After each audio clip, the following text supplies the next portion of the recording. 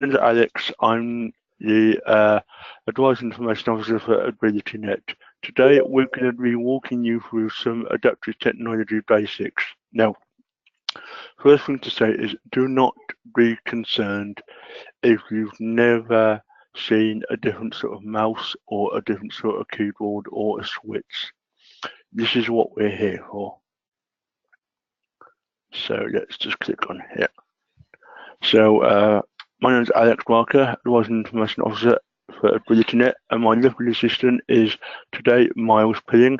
He's the county coordinator for Wilts, and also he's an AT expert.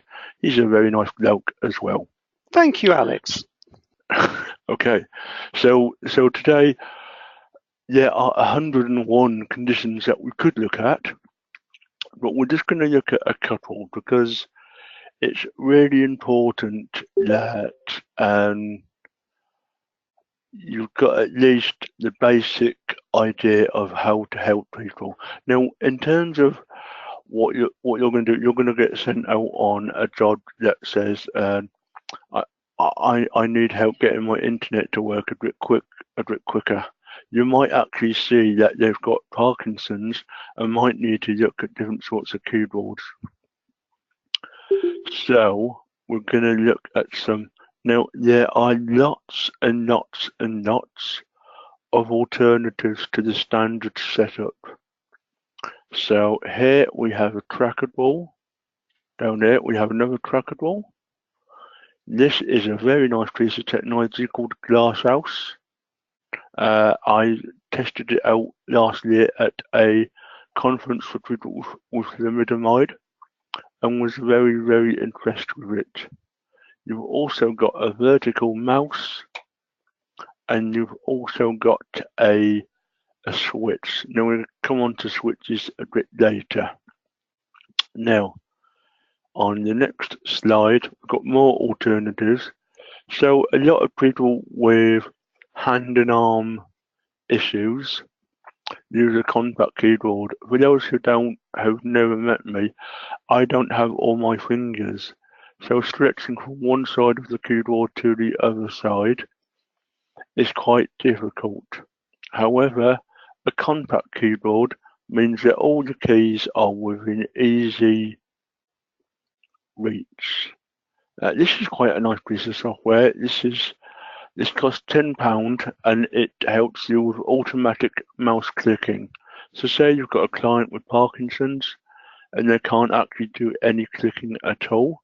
What you can actually do is you can set this up to do that's a left click or a right click or a double click, and you can set it up so someone could use a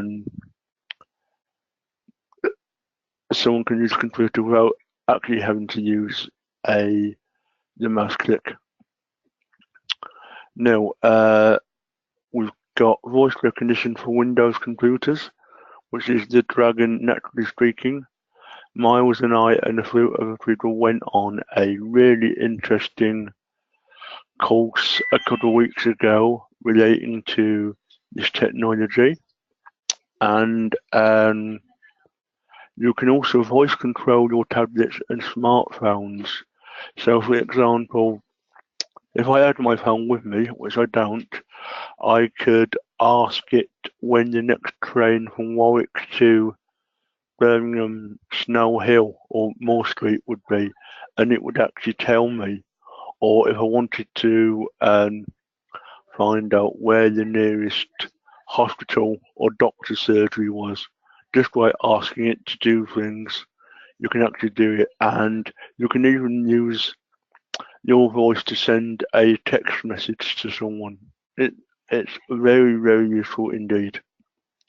Now, I wonder if Miles could just show his webcam, because Miles has got a really nice collection of adaptive technology. Well done, Miles. So, down here, can you move your webcam just a bit down? Okay, cool. And this is quite old school, and it's basically a membrane keyboard. And I wonder if Yeah, I wonder if you can actually take the membrane out. Yeah, cool. So so basically you could set a keyboard up to say yes or no, or you can set it up to have A to Z in small letters or in capitals. Oh, well done, Miles. I do like someone who's prepared. Um, so this is someone who's got learning difficulties, and as you can see, as you can see, there are quite a lot of different membranes you can get. Up here is a really nice large keyboard, and as you can see, it hasn't got any of the other extraneous keys that tend to confuse people. You can get them for about £50. They're quite heavy, but they're actually really nice. And as you can see, you've got a big return button, a big space key, and some nice big arrow keys. Thank you. To the top, diagonally across there's another contact keyboard.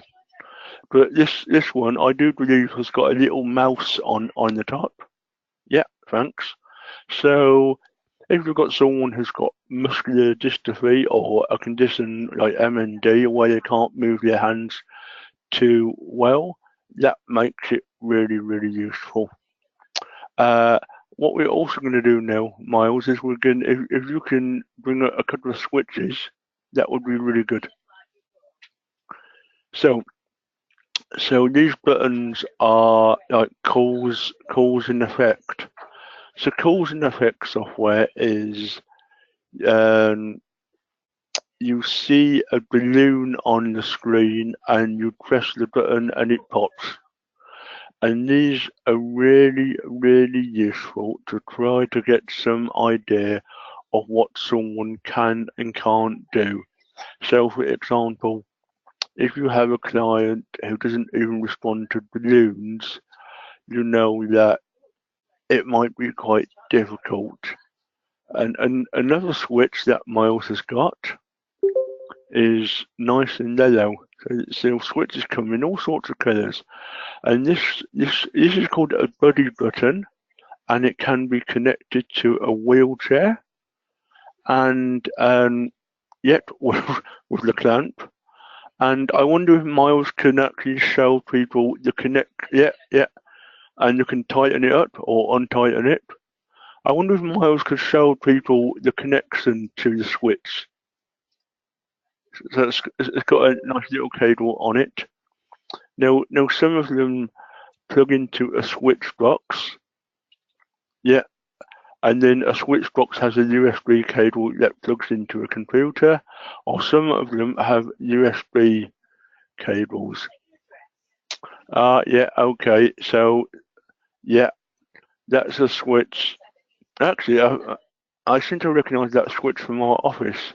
That switch is for people that I have haven't got a stolen really... it from him. No, no. It's actually designed so that you can use it on any part of the body, hands and feet, and it's a great assessment switch.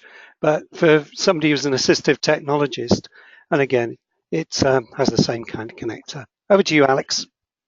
And Miles is right. So if you've only got someone who's got a tiny bit of head movement, as long as they can move their head left and right, that would be great. Actually, and one of the things I think we ought to look at is Miles has got a Traxxas joystick. Now, these are quite expensive. I think they're about £200. 256 to 300. Yep. Okay, yeah. And now at the moment it's got a handle on it. But if Miles can unscrew that handle, now for a lot of people, they're quite used to that because that's what's on their electric wheelchair. But what you can also do is you can also get the foam ball on it, and you've got 3 switches. And what you can do is you can configure the switches to do whatever you want on on the computer. So say you want yeah, and what you can also do, you can also connect switches to the joystick. So it's a really nice piece of technology, and I know lots of people who use them and have got a lot out of them. Yeah, thanks, Miles. And the USB means that there's no software to load; it just works, and that's what would happen if I plugged it in. I think actually Miles makes a really good comment there, and I'm sure we've all tried to get a device to work, and the software doesn't work, and the device doesn't work, and everyone gets a bit cross. But what I would say is, nearly all this technology just plugs in and is ready to go. So what we're going to do, Miles, if you could turn your webcam off, Will that would do. be great. Thank you. Right, okay. And one of the things that I thought might be quite useful to do is talk a bit about risen issues. Now, in terms of risen issues, people might have macular degeneration.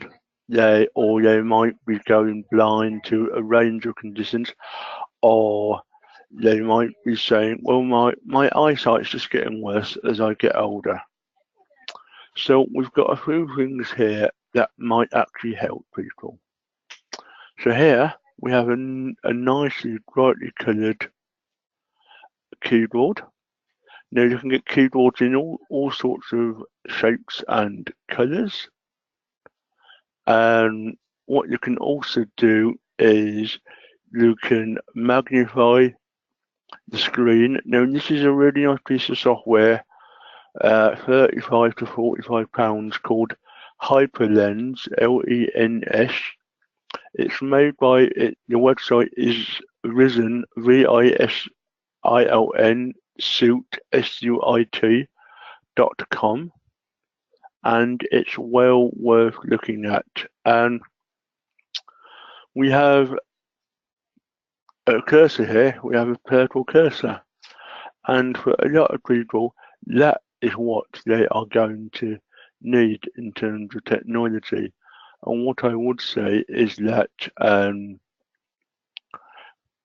that is totally free of charge, but that can make so much difference in terms of making sure that people can actually see the screen.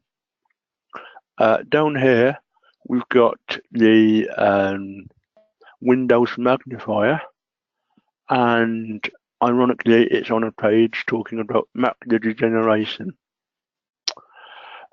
We've also got the high contrast settings within ease of access. Don't worry if you've never seen ease of access, because we'll be looking at that in a while.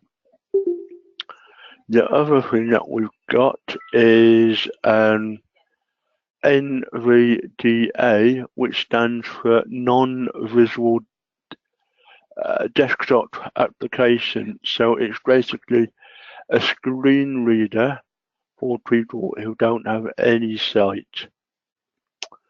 There are more pieces of technology, but I just wanted to show you the sort of things that people are going to have, or the people might want you to help them download.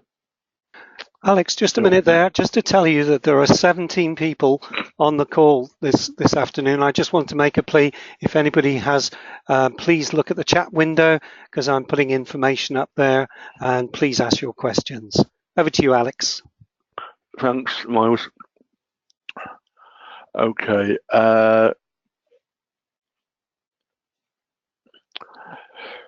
No, I did wonder whether to put this in, but I decided that I wanted to put this in because it's becoming a lot more prevalent. Here we've got something called a smart nav, which is a head-mounted camera for people that might have MND or Parkinson's or a range of other conditions. And basically, what you can do is you have a red spot attached to your head, and it's reflective, or it's actually mounted to a baseball cap. And then what you can do is you can go left and right and up and down, and it will follow the cursor around. And one of the things you can do is use it on an on-screen keyboard. We're going to look at on-screen keyboards in more detail in a minute. This is someone using a tablet computer or a touchscreen, and touchscreens are becoming a lot more prevalent. And this is another on-screen keyboard. And in a minute, I might actually show you someone using eye gaze. So we're going to go on to the next slide.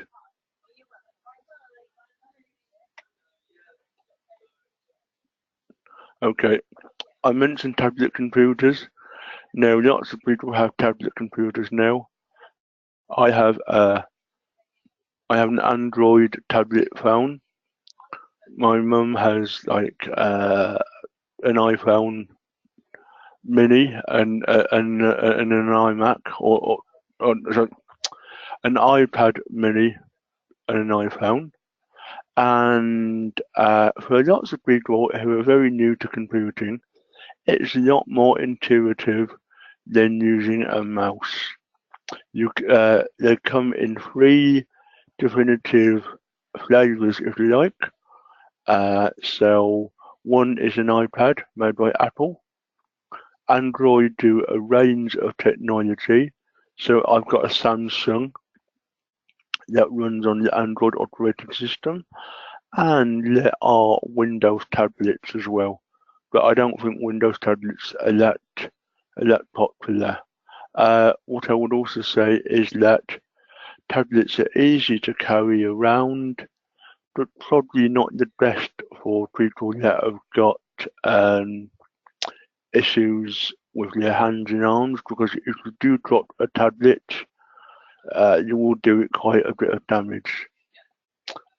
However, there are lots of really nice ways of protecting it. You can get cases, and there's also a nice device called Eyeballs, IBALLZ, which has 4 little found balls, one at each corner of your tablet, so you can never drop the tablet on screen. Although that just seems to be a challenge for me to do. Alex, could you just spell that again, please? Yeah, in fact, I will just go to the website. That might be right. So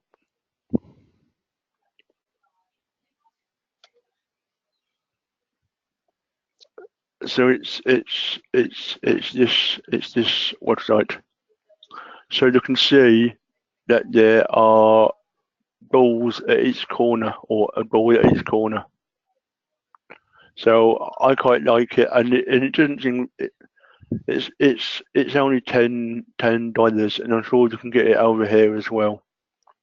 And there's a little video there as well. So let's just go back to our presentation from current slide. Okay.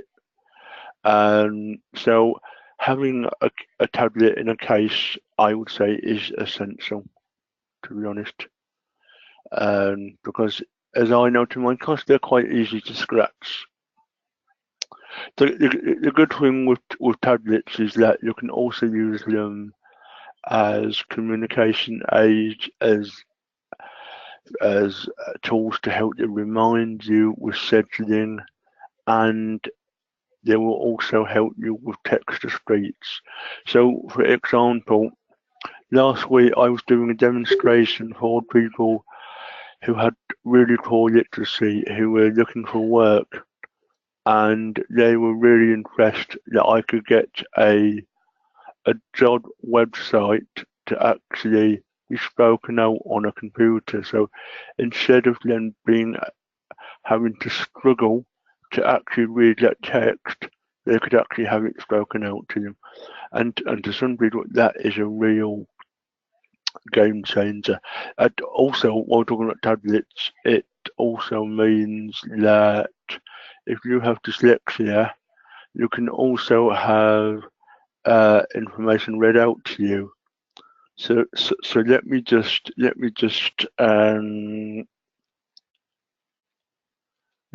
show you a website here. So basically, you can scan a poster or a menu in a restaurant if you've got dyslexia, and it will actually speak it out to you. And that could be really useful for people who are visually impaired or who are dyslexic. And this is probably less than £10 to get. And what I would say is, it's about giving someone some independence. So then people often say to me, I've got a 27-year-old son, he loves his iPad, but he can't read independently. And I say, well, why don't you try to use text-to-speech with speech output? And they're like, wow. And to them, it's real space. It's real space age technology. But to me, because I deal with it quite a lot, it sort of becomes second nature. And even if you've got an Android phone, there's lots of nice applications for your Android phone. Can I just interject there? Yeah, of course Alex? I can. Some other tools on the iPad, you can use the Clarospeak scan pen. Costs about $4.99 as an app for iOS, and it just scans whatever document you've got very easily. I could demonstrate 1 second. Is that okay if I just take 2 seconds just to show how that works? Yeah, of course. I'll put on my cam. I've got a piece of work down here. And this is my iPhone. Hope you can see it. I go to my Claro Scan Pen app. It's that one in the middle. And it only prints printed text. That's the worst bit about it. So let's take this little piece of work here. Sorry, I just need to get rid of those things. That's better. Take that piece of work there. Can you see? I'm just going to scan it in, press the button. All right, it's a little bit wobbly, so I'm just going to take that away. I've got shaky hand syndrome. Sorry about that, folks. Try again. That's better. And then all I do is just stroke my finger down the screen. Yep, stroke my finger down the screen.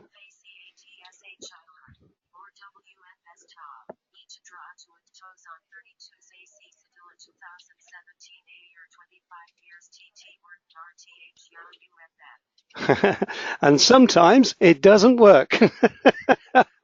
Okay, I will kill that and let you get back to somebody who makes it work, called Alex. But what I want to say, Miles, is that thanks for that, and it's really good to show that technology doesn't always behave itself. What I would also say is there's lots of technology around. So what we're going to do here is there's something called natural readers. Now you can there's a really good online piece of software. So if you've got someone who just wants to have text spoken out to them, they can actually do that. So if we go, hang on, I'm just going to move this.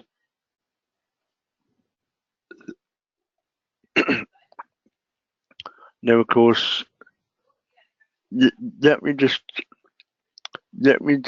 go to a website. I'm going to go to Wikipedia, and I'm going to look at let's have a look. The spotted green pigeon. Okay, so I could copy that in, and then what I could do is, and now you're not going to be able to hear this, but let me see if I can.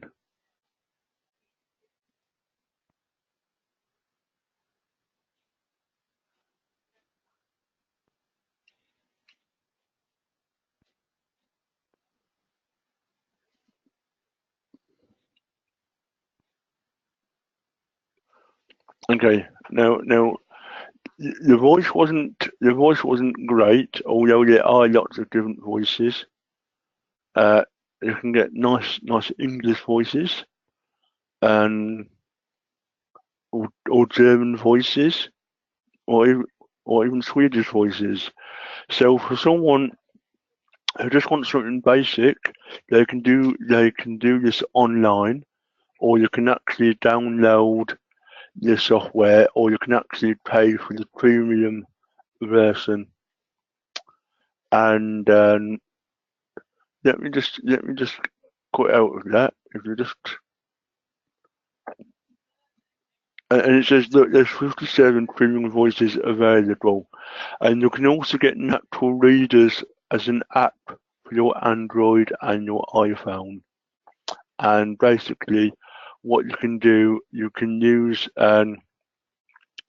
you can actually select text on your Android and on your iPhone, and then just have it spoken out, or you can share it with a package called Natural Readers. What I would say is, and I was telling you I was talking to people who were job seekers last week, and I went away to do a lot of research for them, and I actually discovered that the inbuilt software was really nice and really easy to use. And what I would say is that before you start rushing off and looking at pieces of technology, you've really got to look at what else is available in terms of what's built in. There is so much software that's built in, and it's amazing. So what we're going to do here, we're going to look at My Computer My Way. Now, I'm gonna ask for some audience participation now. This is the part of the presentation that I know everybody hates. How many of you use My Computer My Way to help your clients? Don't worry, I'm not gonna be cross if no one uses it, but I'm just really interested.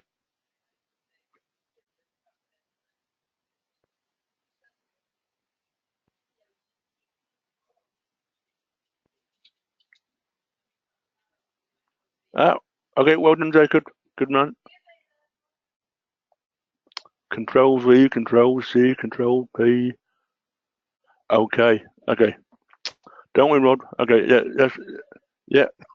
Good man, Roger. Okay, so basically, Rod, and others that might not have used it, My Computer My Way is a really nice walkthrough guide of helping people install some of the adaptive technology on a computer. Now,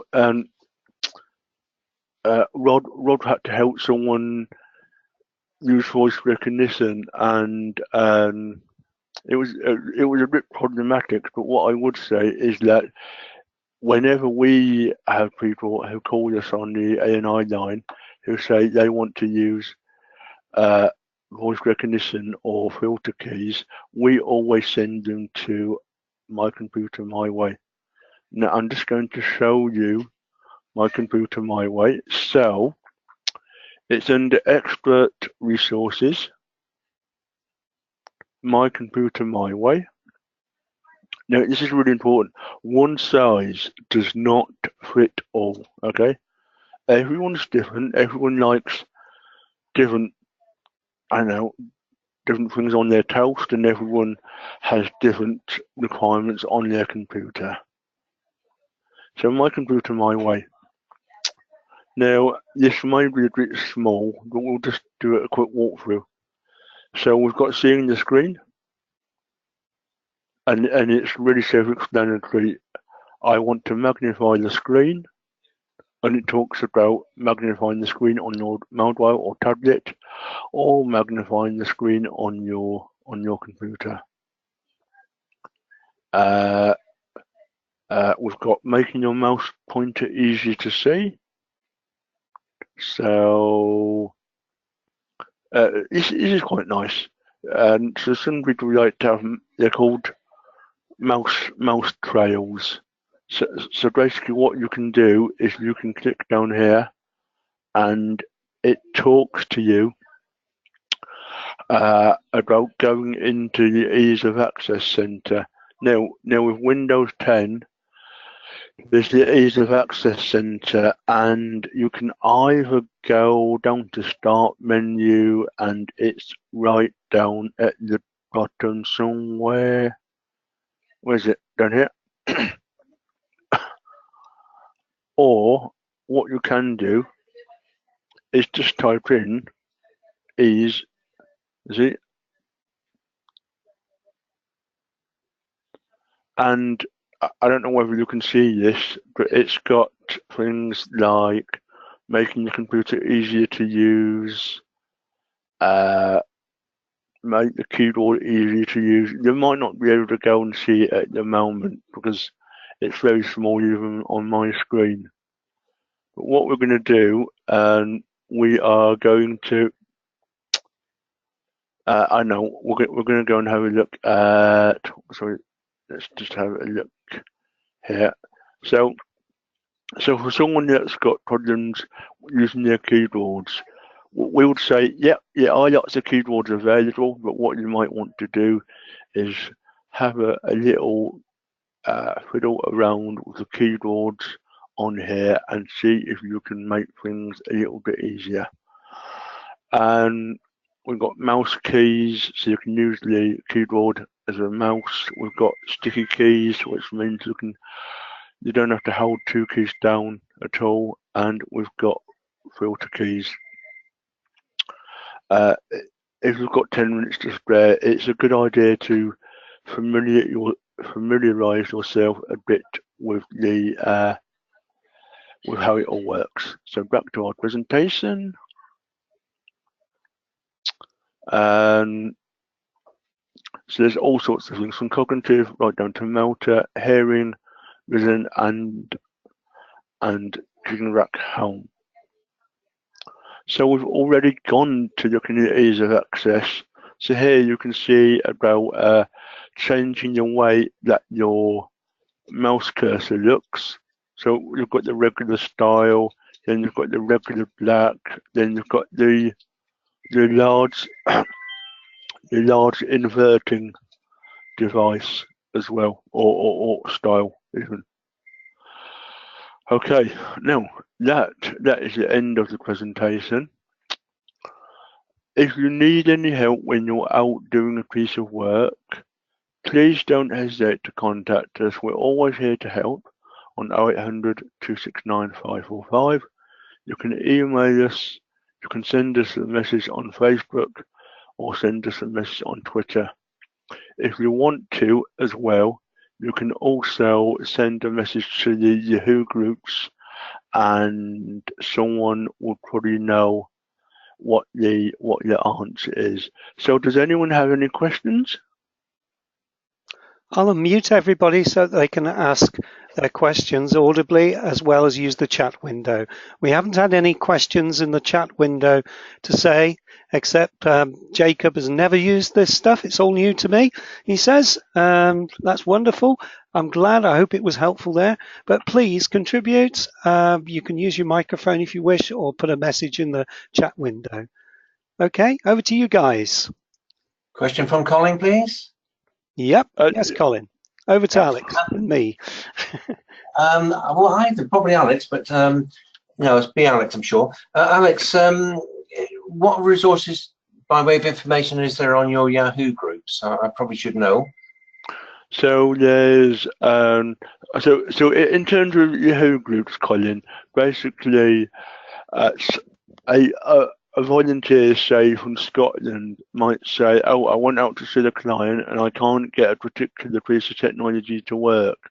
You might have gone out to see a different client who's using the same technology, and you might go, "Well, I know how to set it up," and it's all about bouncing ideas of different people just to become a bit more familiar with pieces of technology. So if you don't know the answer, someone else might who's a volunteer.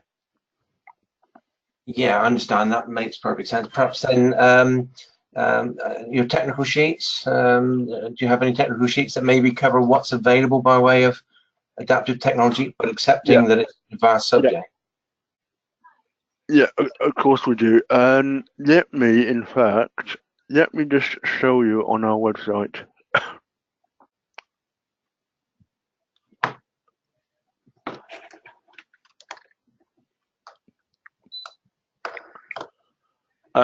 Okay, so if you go to expert resources and go onto fact sheets,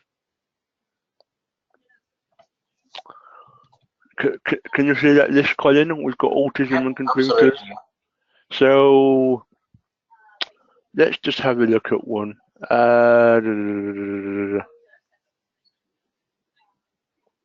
Right, so in terms of ergonomics and computers, or workstation ergonomics, this is really targeted at people in work, but it takes you through why ergonomics is important and what you need to do and so on and so forth.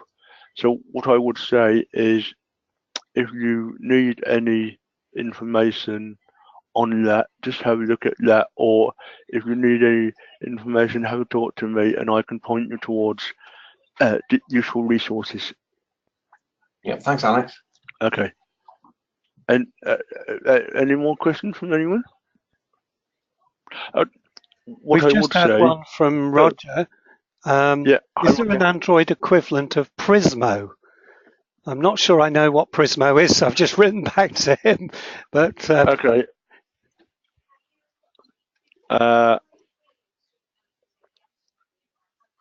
Okay, Prismo is like the package that you had that would scan information and then speak it out. Okay. And what I would say is there are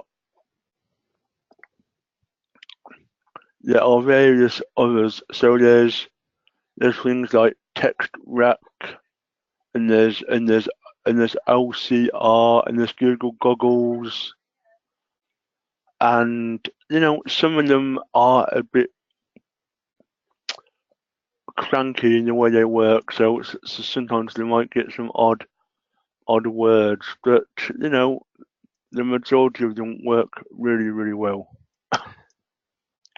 There's a good question. Thanks for that, Alex.